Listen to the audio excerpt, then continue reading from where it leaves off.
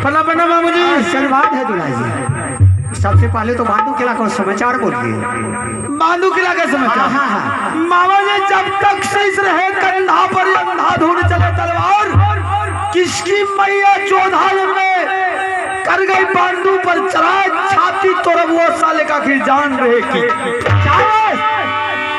दूल्हा जी आप अपना कुशल बोलिए। मेरा भी कुशल बिल्कुल ठीक है, भगवान को दया से कोई चीज का दिक्कत नहीं है।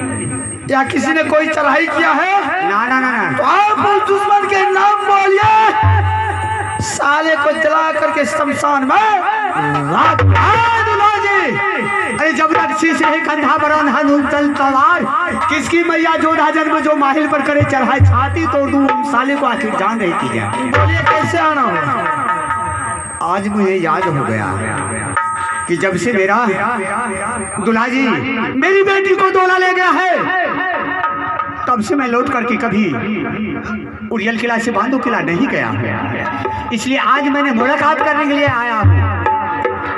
मामू जी आपका कहना बिल्कुल ठीक है।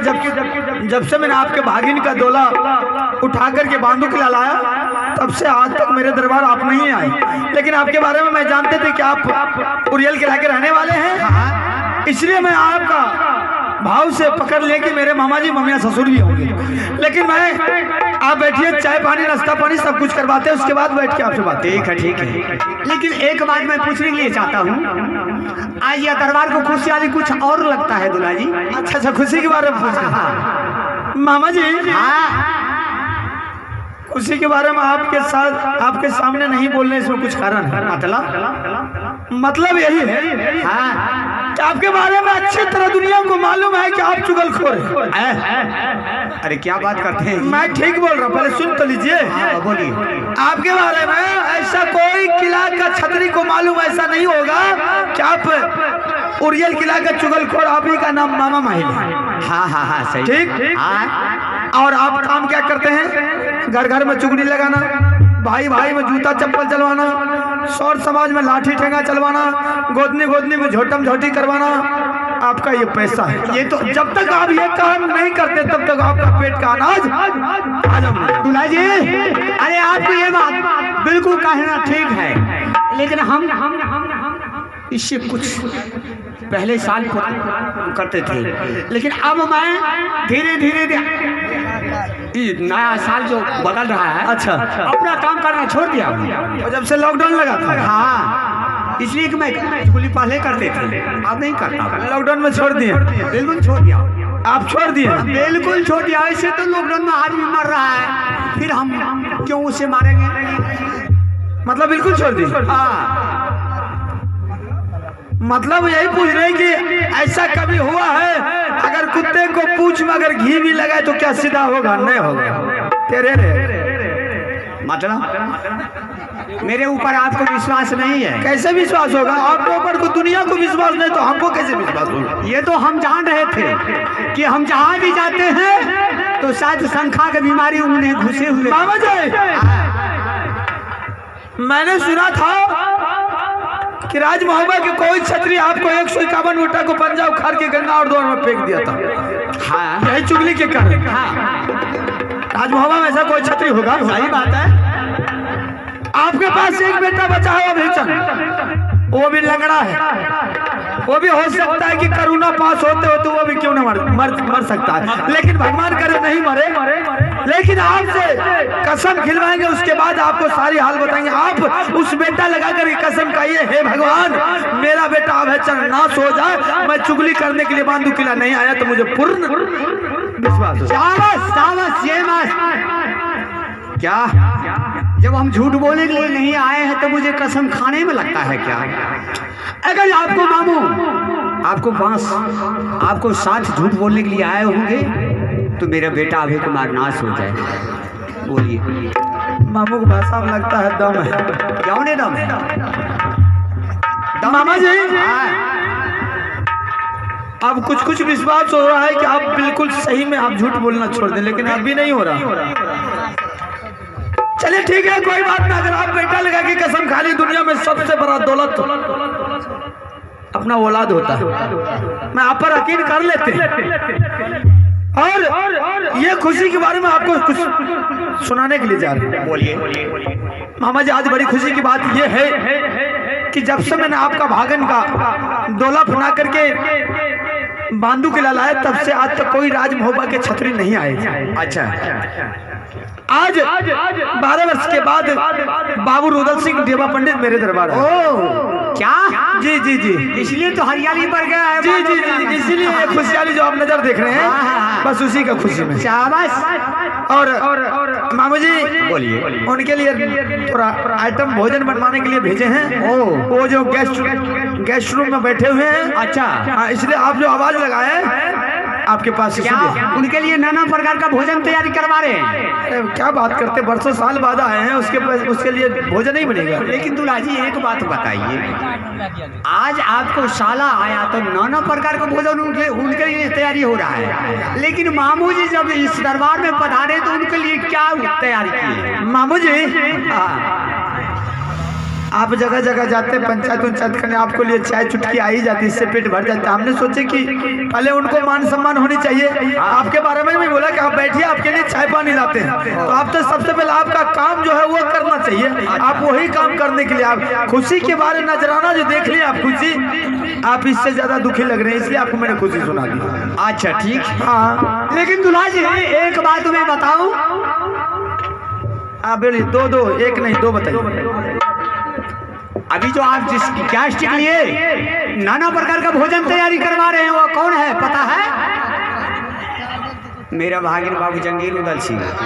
लेकिन आपको लिए वो कौन है जानते हो? हाँ, सारी परिचय हो गई। दूल्हा जी, आपके लिए वो काला नाग है। आपको पहचान में नहीं अभी तक आ रहा है, इसलिए अरे हमने सोचा अगर जाकर के मैं सूचना नहीं करता हूँ दूल्हा जी को तो हो सकता है दुश्मन जा रहा है, अगर कहीं जान से मार दिया तो मेरी भैगिनी का सिंदूर बर्बाद हो जाएगा, मेरी भैगिनी से हमारा विधवा रह जाएगी। इसलिए आज मैं आपको सूचना देने के लिए आया हूँ। और आप कह रहे हैं कि मेरा गेस्ट है, मेरा साला है।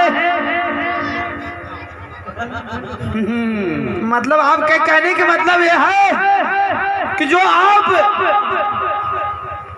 राज मोहब्बत से जो आप अपने पत्नी को डोला उठा करके लाए हैं बांधू किला, हाँ, इसी की दुश्मनी साध करने के लिए मेरे पास आए। क्यों नहीं मामू जी, मैं इस बात को जानते कि अपने प्रतिष्ठा के अगर किसी का निदान होता है तो वो बदला हर वक्त लेने के लिए चाहता कि किस तरह मैं उससे बदला लूं। क्या मैं इस बात को जानती, उसकी बांध का डोला फना के लाया, उसको क्रोध के अग्नि ज्वालामुखी भड़क रहा होगा, इसलिए मुझसे प्यार से बदला लेने के लिए आपके करने के बाद। दूल्हा जी, अरे जिस टाइम आपने मेरी भैगिनी का डोला जबरदस्ती उठा करके लाया था राजमोहन से बांधो किला, उस टाइम में रुदल सिंह 6 महीना का बच्चा अपनी माँ की गोद में था, उसे कोई जानकारी नहीं था। लेकिन जब जवान होते होते वो समझदार हो गया, लड़ने के लिए वो चंडाल बन गया, आकर के मेरी बहन रानी देवला ने सारी बात बताया कि बेटा यही मौका है, दुश्मन ने तुम्हारा बहन को मेरे दूल्हा जी बाय जबरदस्ती डोला उठा करके ले गया है, यहाँ से तुम जाओ,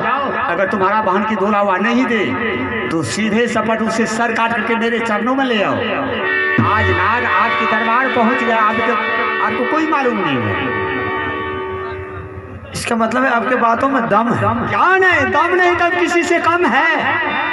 मैंने उसका बहन का डोला फना लिया, इसलिए मुझसे दुश्मनी का बदला लेने के लिए।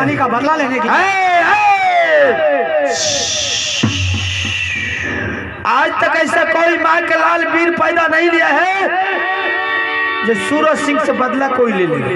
अगर वो सोच करके आए होंगे कि आज सूरज सिंह से बदला लेंगे, मैं अपने बाण का प्रतिशोध का बदला लेंगे, तो रुदल सिंह का यह भूल है, साले को मट्टी में मिला देंगे जिंदा।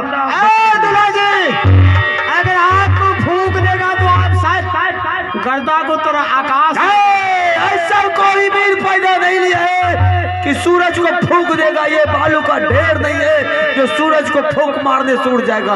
ये जंगल का कोई चिड़िया नहीं है धनुष दिखाने से, ये हिमालय पहाड़ है, साले जो टकराएगा बिल्कुल मट्टी में चूरम चूर हो जाएगा। दूल्हा जी सुन लीजिए, मेरे बात पे यकीन कीजिए, अगर 7 दिन 7 रात तक अगर रुदल सिंह से आप टकराते रहिएगा तो शायद सकना चूर हो जाइएगा, लेकिन जीतने का मौका हम बताएंगे, फायदा आप उठाइएगा और रास्ता हम बताएंगे, तभी आप जीत पाइएगा। ये बात है। आप रास्ता बताइए, बाद बाकी हम संभाल लेंगे। अब देख लीजिए, वो अभी नौरी जो आपको मेरी भगनी के साथ आई है, राजमहवा का नौरी है, अभी आप उनको भेजे हैं भोजन बनाने के लिए। दूल्हा के साथ आई थी, लेकिन वह नौरी को मंगा करके नौरी से बोलिए कि नौरी 3 थलिया में तुम्हें भोजन लगाओ, जिस थलिया में देवा पंडित रूरल सिंह खाएंगे उसमें तुम 1-1 किलो विष बचा दो, जिस थलिया में मैं खाऊंगा उसमें तुम्हें कुछ नहीं देना है। वह दुश्मन 1-1 किलो विष का भोजन करेंगे, दोनों नशा में चूर हो जाएगा। उसे युद्ध करते के समय में आप नहीं जीत पाइएगा, लेकिन मेरा नाती जो है बिजली सिंह, उसे पास में बर्म फांस है, वह बर्म को दिया हुआ बर्म फांस है, उसे फांस में फंसा करके बांधो किला ले जाइए, घिसेटते हुए उसे उत्तर साइड में मिट्टी में गला करके नीचे नमक दे करके, ऊपर नमक दे करके साले को उसी में गला दीजिए। मामा जी, ब्रह्मा का दिया हुआ ब्रह्म भास को अपमान हनुमान जी भी नहीं किया था, और उसे भी अगर अपमान करता तो लंका दहन नहीं होता।